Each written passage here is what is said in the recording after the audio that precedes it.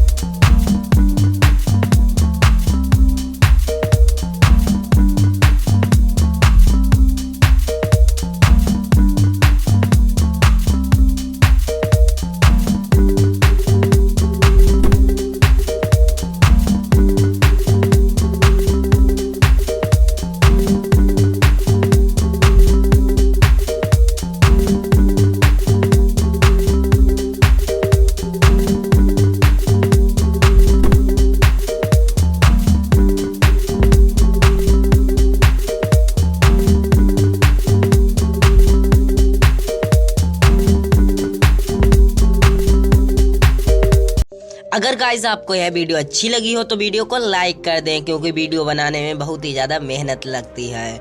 तो मिलते हैं नेक्स्ट पार्ट में, तब तक के लिए बाय बाय।